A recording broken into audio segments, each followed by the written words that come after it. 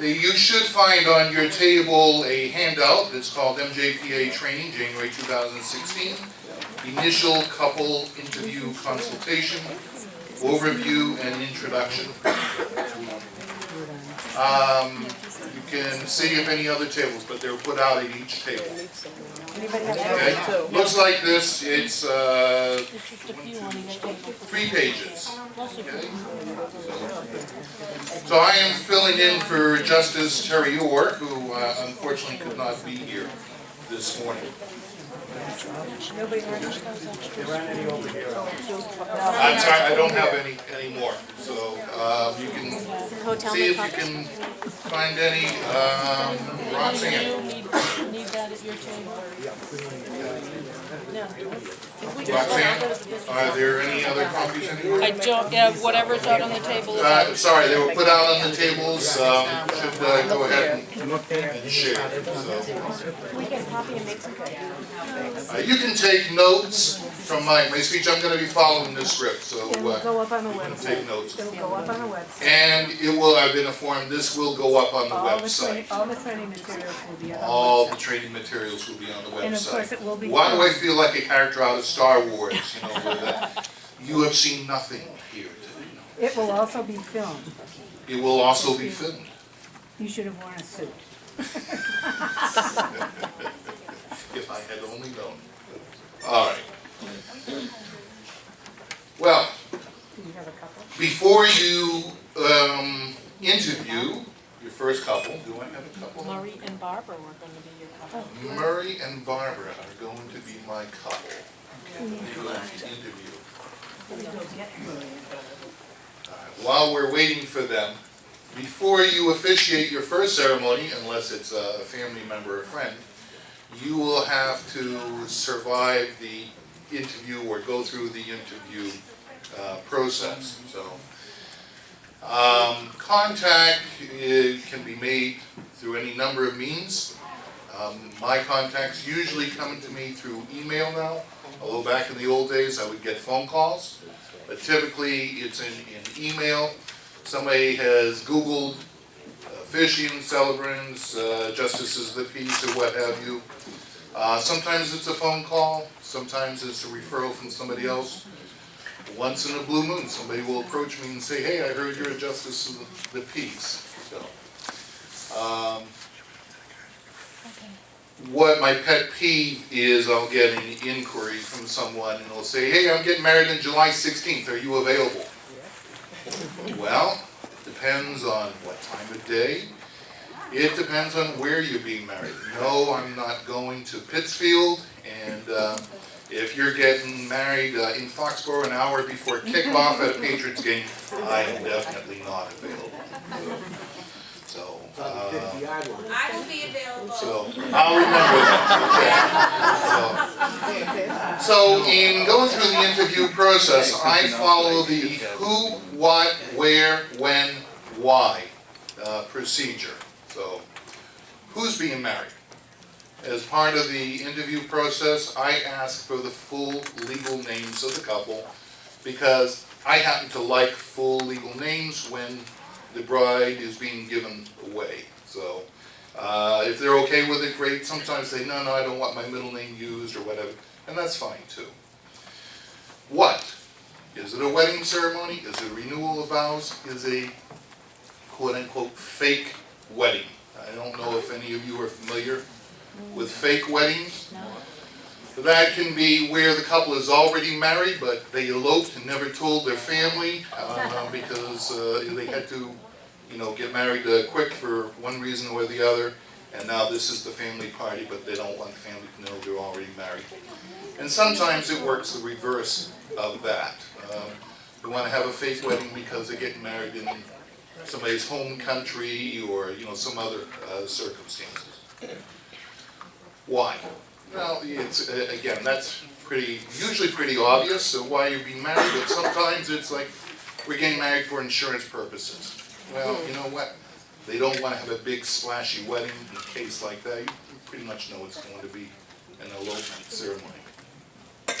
When, again, there are any number of reasons to ask what time the ceremony is, okay? Not just because you may have another ceremony scheduled that day, but because they may be getting married, again, as I mentioned, in Foxborough, an hour before kickoff, and you really don't want to deal with that traffic. I'll be there again if, I'm gonna remember that, yeah.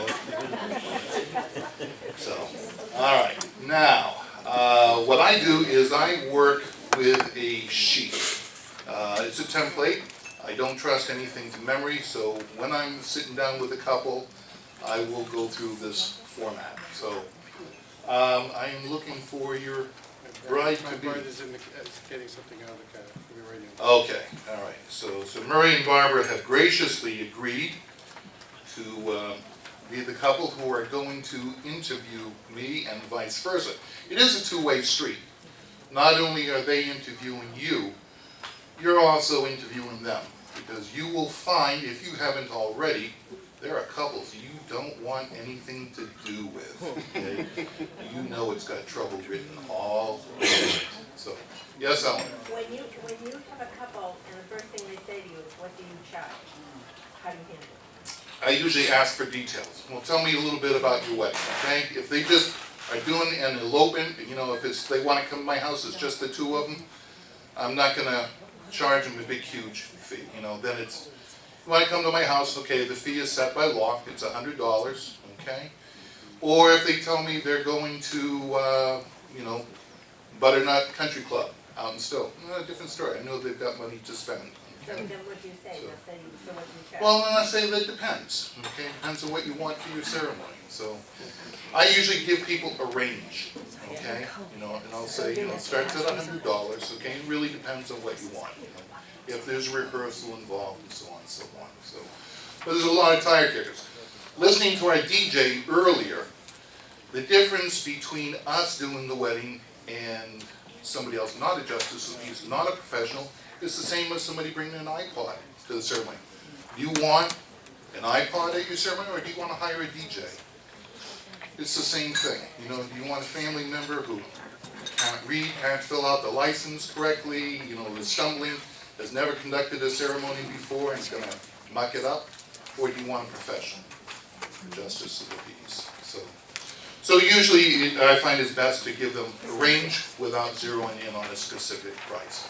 So unless I know there's extenuating circumstances. For those who were at our last meeting, I also officiate jailhouse weddings. So with those, it is a set fee. It's always the same thing. So it's $150 and that's it. So if I know they're getting married at a jail, which also is a good reason to ask where your ceremony is going to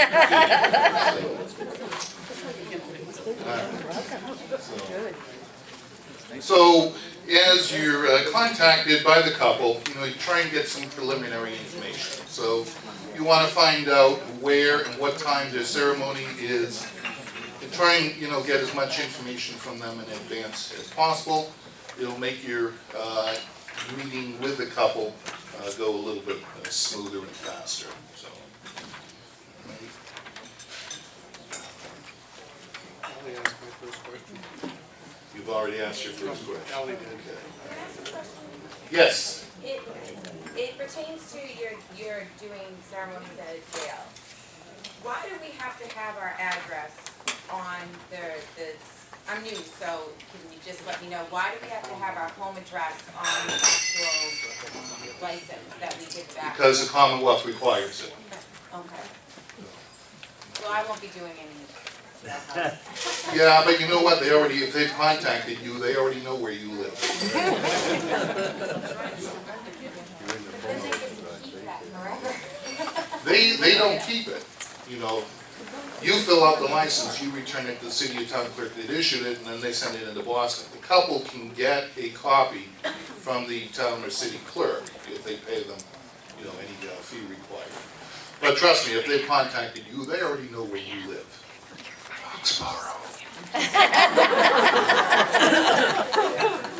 Okay. So now that our soon-to-be wed couple have joined us, we're ready to begin the interview process. So typically what I'll do is I'll go through the couple. Most couples come in and you will find, if you haven't already, I asked them, so what are you thinking about?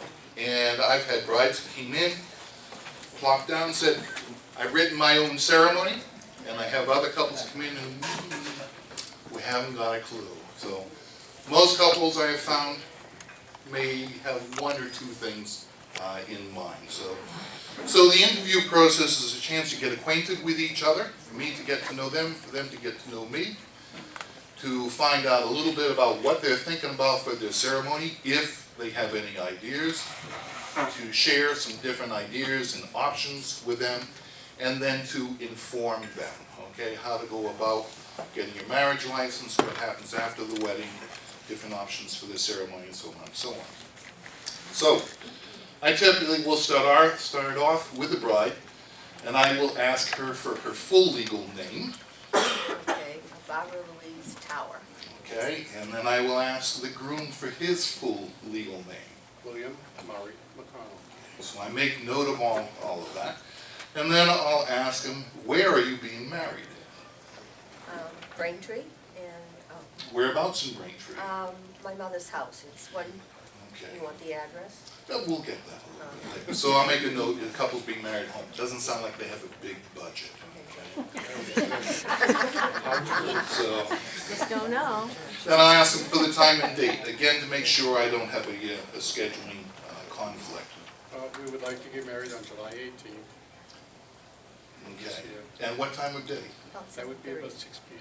What day of the week is that? Because I also will ask what day of the week is that, because if it's a Wednesday at 5 p.m., you know what, I may not be available, you know, I may have something else going on, but if it's a Saturday or, Sunday, I'm probably going to be That would be a available. Saturday. So, okay. Well, fortunately, I happen to have your time and date available. Excellent. So, That's all right, that's fine. so next I will go over details on the wedding party, okay? And again, I always start with bride, and I'll ask the bride, are you having a maid of honor? Yes. And I always ask for the maid of honor's first name, because there's going to be some communication, and I'd rather be able to say, It's my sister Alice. so I'd, like to be able to say, okay, when we're doing a rehearsal or beforehand, okay, Alice, you're gonna do this, you're gonna do that, you're gonna fill her dress, you're gonna take her bouquet, or so on. And then I'll ask, are you going to have any bridesmaids? No. No bridesmaids. If Barbara had answered and say yes, I'll say, well, how many you're gonna have? Is it gonna be 1 or 2, or is it going to be 12? Okay? It gives me a pretty good idea what I'm getting myself in for. Then I turn to the groom and say the same thing. Are you going to have a best man? Yes. And his first name is? Kenneth. Kenneth, okay, and will you have any groomsmen? No. No groomsmen. So, then I ask, will you have a flower girl or a ring bearer? No. If they had answered yes, I would say, how old is the flower girl? It's a lot different working with a 12-year-old than it is with a 2-year-old, okay? And so, assuming they say 8 years old, that's a good age to work with. If it's a 2-year-old, it's a wild card, you don't know what you're gonna get. Again, just something to keep in the back of your mind. Same thing goes with the ring bearer. That, how old is the ring bearer? Will the ring bearer have the real rings? Bad idea. Or fake rings. I once did a wedding in Boston Harbor, and they insisted on giving the little boy the real rings, and of course he dropped them, and I'm watching them go. Fortunately, they didn't go over the side of the boat. There was a little lip there. Once that's out of the way, we start talking about ceremony details itself. I'll ask the bride, are you going to have somebody give you away? And Yes. And who will be My giving you away? father. Your father. And your father's first name? Linwood. Terrific, okay. After that, and I wish I had known, would have brought my own sheet with me. Do you have any family members or friends that you would like to have take part in the ceremony? Well, what do you, most couples ask me, what do you mean by that? Well, we do like to have anybody deliver some readings, light a candle, place flowers, do anything else, in there. No. These guys are really easy. It doesn't normally go this easy. So then, we'll go through different things. I'll ask them different elements they might want to, have. Do they want to have a remembrance ceremony? remember, you know, a grandparent who's passed away or a friend who passed away. Again, make a note of all of these things. And then as we go through, you know, I'll get, well, will there be a rehearsal involved? I don't think we really need one. Yes. Okay. Very good, okay, so now the Oh, I need a rehearsal, rehearsal, okay. you're free to charge whatever you would like. Now, they're getting married at home, so I know that if there's a rehearsal, I'm going to be doing some extra work. There is no coordinator involved who will line up the wedding party and send everybody down at the proper time. So it's going to be more work on my part. So you might want to keep that in mind as you're figuring out what you're going to charge for the rehearsal ceremony. So again, the same thing. What time, what day will the rehearsal be? Typically in the venue, they're usually on a Thursday night, although I've done all other days of the week as well. But again, that's important for you to know so that you don't have a scheduling conflict. So after that's the most important question I ask the couple. And that is there anything you know you'd like to include in your ceremony? And just as importantly, is there anything you know that you do not want to include in your ceremony? And typically the response is, so you got to try and cry it out. Well, do you have any religious preferences? And quite often the answer is, well, we're not religious. No, we don't want any mention, you know, of God. You know, we don't want to have a prayer or blessings, or no, we want my Uncle Harry to do a reading, or we don't want any of that unity stuff, you know, or no, we're getting married in Cambridge, we can't have a candle lighting, you know, so different things like that. So it's important to find out, you know, what all they want. And then I may ask, well, tell me how you envision your ceremony to go, okay? So a lot of times, couples may, in their mind, have an idea of what they want to do. They've got some Hollywood vision. Oh, now they're getting married at your sister's house? My mother's house. Mother's house. So Barbara, you know, say, Barbara, is there anything you have in mind? How are you envisioning your ceremony to go? Are you going to be processing in from somewhere? Well, she's got like an open area in the front, and it's got like a picture window and then two on the side. I'd like to get married right there, Okay, because that's where she got married with my father. okay. Where are you going to be coming in from? The kitchen. From the Which kitchen, is- okay. The So you- living room's in the front of the house, Okay. and then the kitchen's in the back of the house. All right, so your dad is going to Yeah. walk you. Yeah. And I'm sorry, one of the things I forgot about, because I don't have my template with me, is I do ask couples, are you having any music for the ceremony? And if the answer is yes, what is it? Is it somebody with an iPod, which is very common in a home wedding? Is it a DJ? Is it string musicians? Is it a kazoo band? So, She has a record player. okay, so we're doing a record player. So who will be in charge of the music then? Because I will go and talk with them, okay? Yeah. So, all right, so I'll find out who's going to be doing that. So great, so we know that the wedding party is going to be coming in from the kitchen. Now, if you're running the rehearsal, you want to find out, you know, are there mothers? Do you both have mothers? Okay, Yes. you know, do you want to, are your parents married or are they divorced? Okay? Both sets of parents are married. Okay, making it way too easy for me, okay? So let's assume that Barbara's mom and dad are divorced, okay?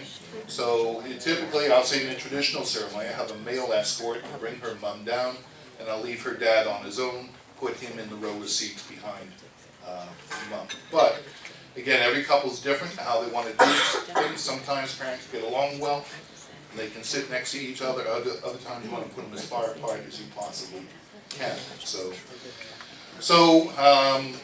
again, her mom is going to be, you know, escorted down by a male escort. She's going to be seated, and dad and his significant other will be seated in the row behind them.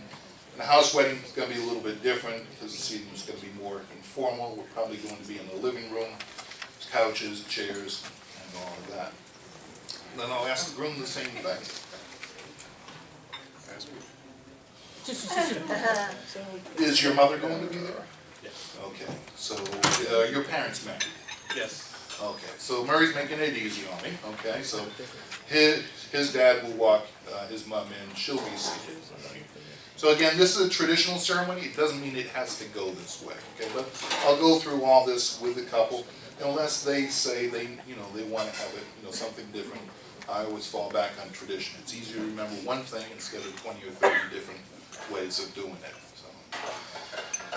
So I'll go through them, the whole process. So, okay, parents are seated, okay, and then the maid of honor will come in, all right, should be seated. Music typically will switch up, so, if Greg's manning the record player, we'll have Greg start a different song, invite everybody to stand. Bride and her dad will come in, okay.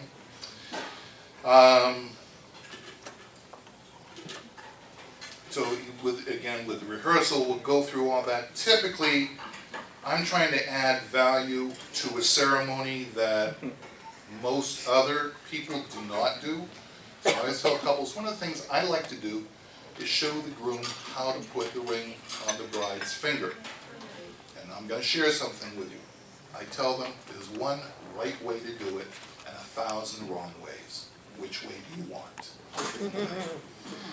The right way is so that your guests see the ring go on her finger, and so your photographer, if you're having one, gets a good picture of you placing the ring on the bride's finger. So, yes?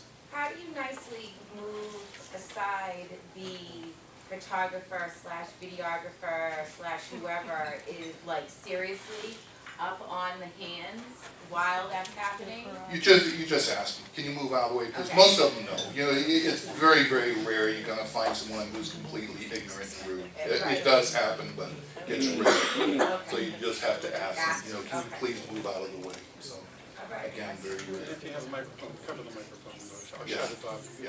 Yeah, Murray makes a good point. If you have a microphone, just cover up the microphone, so when you're saying, we get the hell out of the way. What if the couple asks the photographer to do that? Do you know If that? they, well, that's fine. They'll have conveyed that typically, so, okay? I don't think the bride wants to trip over the photographer on the way down the aisle, though. I'd be quite surprised. So, all right, so what else? So, if we're having a unity ceremony, typically you're gonna have a little table behind you with your candles, sand, or if you're doing flowers, or wine, anything like that, will be on. So again, but as part of the interview process, I will show them different options. So, I'll say, okay, do you have a family member or a friend that you want to remember as part of your ceremony? If so, we'll try and get some details. How do you want to do that? And I provide couples with different options, different ways of doing it. Do you want to do it with a candle? Do you want to put, a flower on an empty seat and mention that person? Do you just want to mention something in passing or in general? Do you have another way of doing that? Okay? And I go through the list.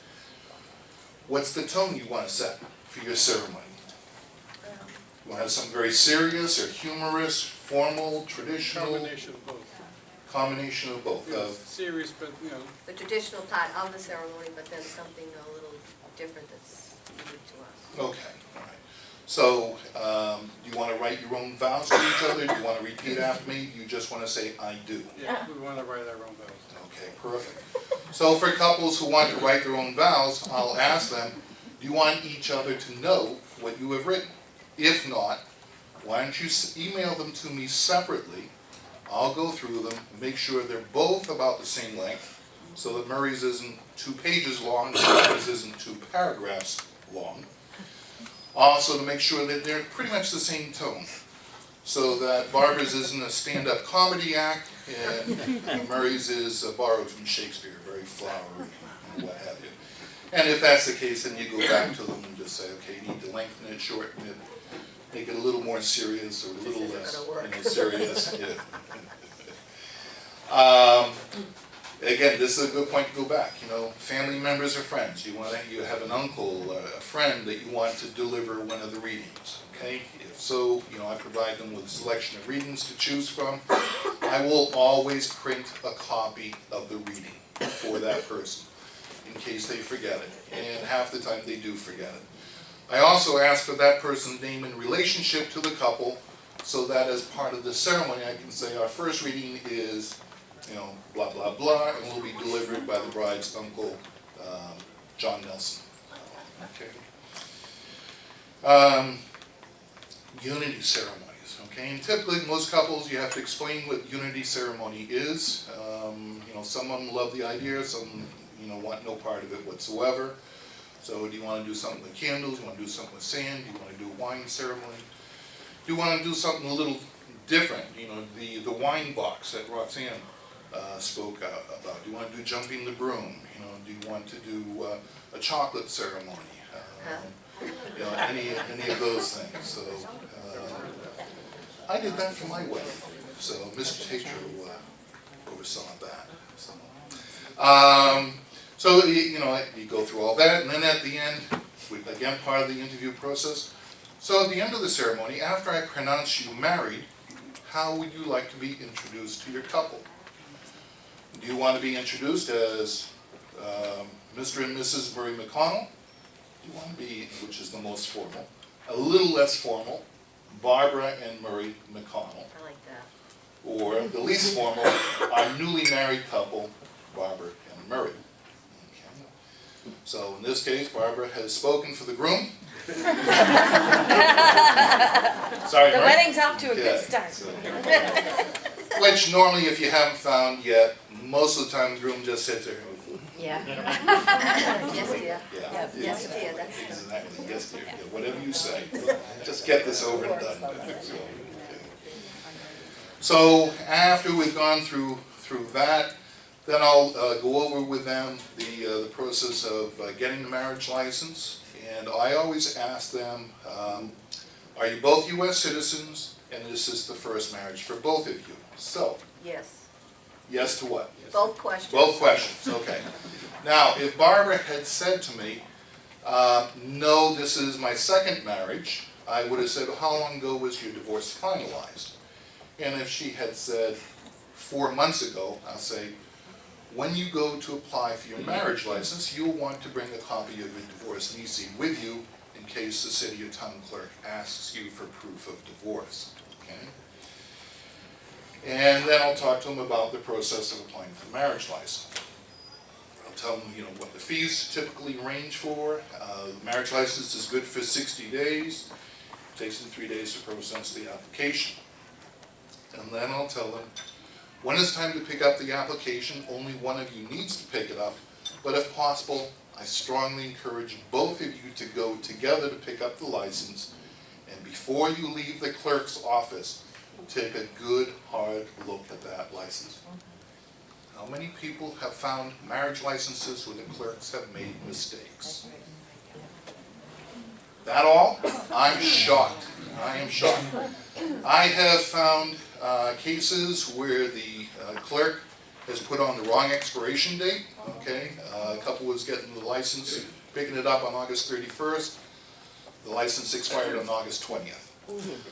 I have found cases where they've had the wrong names for one of the couples. I had a John Martin, and after the clerk had surname after marriage for him as Kaminsky.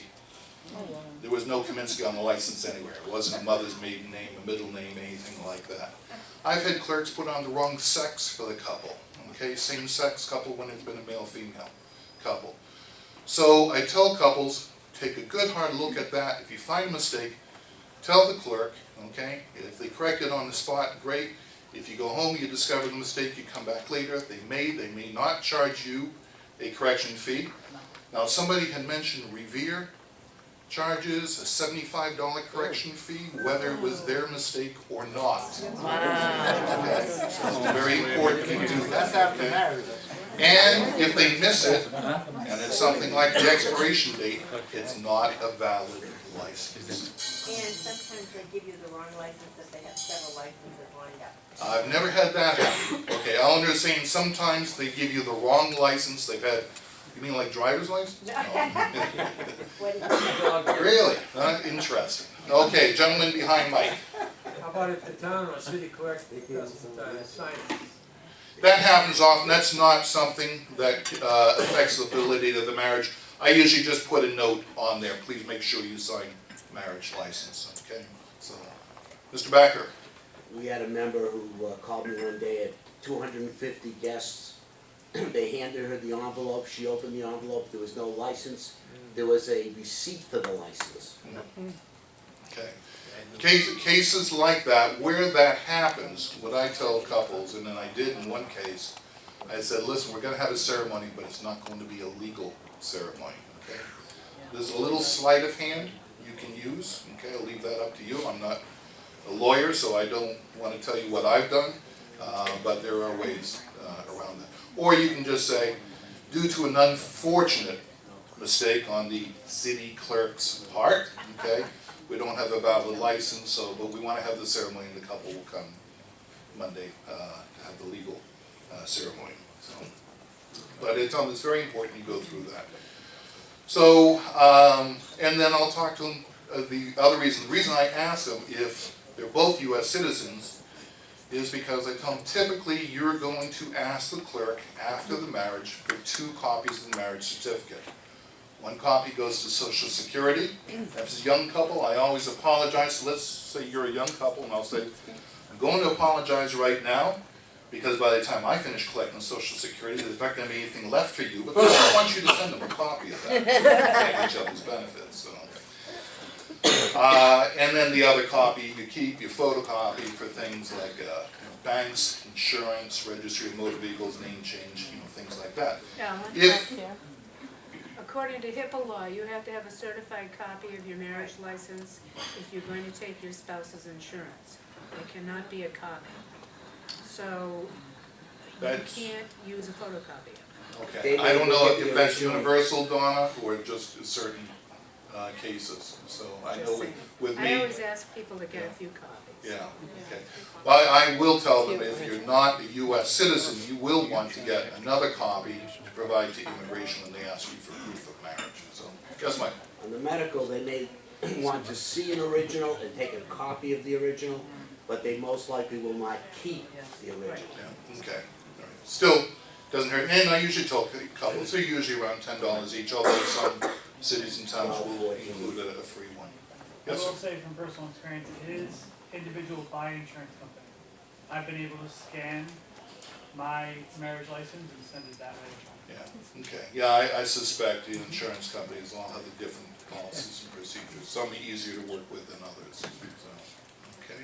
Yes, sir? If you go to a bona fide life insurance company and you take your copy of your marriage license and you tell them, this is my original copy, would you please photostat your own original copy? They will do it and hand you back your copy. And then go to the DMV, tell them the same thing. They have on their scanner, which constitutes an original copy for them. I had one girl that paid $80 at one time, that's how I found out about 18 years ago, and paid $18 just getting original copies. Yeah. And I said, well, how come? Well, she taught me that, so after I found that out, other people went and they did this. And the large companies like Prudential, Blue Cross, Blue Shield, DMV, and so on and so forth, they'll do it. You hand them and say, please give it back to me, and it's legal. Yeah. And Good you do this, information to know. and you have your original copy, and you paid me $10, and it saves $60 or $70 or $80. Good information. to Just know. ask them and say, would you please make your own original copy and hand that back to me so I don't have to pay $10 more. Social And they Security do it. will not do that, okay, but yeah, other places will, so it's good to know.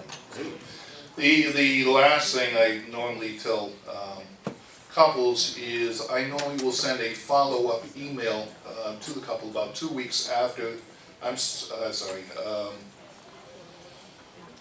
2 weeks after the ceremony, saying if you have not already done so, you may go to the city or town clerk that issued your marriage license and request your certificates now. So, and cities and towns are all different. Some are very quick, their turnaround. I happen to live in Reading. Reading will do it like that, okay? And others, oh my God, it'll be a month or better, before they do it, and some will just lie about it. So, okay. And then with the interview, the very last thing I say to the couple is, Is there anything I may have forgotten, or is there anything else that I should know about? I would like to have some kind of flowers or something mentioned that you have a memorial. Okay, so it's part of the remembrance ceremony, so, okay, so who are we, we're remembering your grandmother? Yes. Okay, do you want your grandmother mentioned by name? Yes. Yes. Okay, so. Is there anybody else, dear? You want to mention? So in this case, Murray has asked to have his grandmother mentioned by name as part of the remembrance ceremony. Now, remembrance ceremonies I typically will put near the beginning of the ceremony, and the reason I do that is because quite often I will light a candle. And in the Christian tradition, when you're lighting a candle in memory of someone, you're actually invoking that person's spirit to come and join us. So that's why I put it near the beginning of the ceremony. So that person's spirit is with us throughout the ceremony. But sometimes couples will, say, no, I want to put, a rose on an empty seat, and have you mention that's for my, my dad, or, we've had a lot of family members who went past. I had one bride gave me a list of 12 names, and I said, you don't want to do that, Now in this case, yes, I do. I said, no, you don't. So it becomes a roll call, very morbid. Okay, at that point. You mentioned 1 or 2 names, maybe even 3, that's stretching it, okay, But, when you get to that point, it immediately changes the atmosphere in the room. You go from a celebratory time to a very solemn occasion, so I will always try my best to talk them out of that. Ellen, at our son's wedding, what we did was we had a table set up with pictures of 4 different people that being remembered. And the wedding party would come in with flowers, and they put them in a vase on that table. Great. Now, so did they mention that No the names flowers? mentioned, just Okay, just do it, just okay. do it. So no attention was drawn to it besides? Okay. All right, any other questions or any other information I should know about for your wedding? Nothing I can think of. We'd like to know how you're gonna dress. You have a Scottish wedding. No, we've seen enough of the knees. So, yeah, and that's a good question. A lot of times couples will ask me, questions like, so what do you wear? For myself, I typically wear a black robe with a white wedding stole.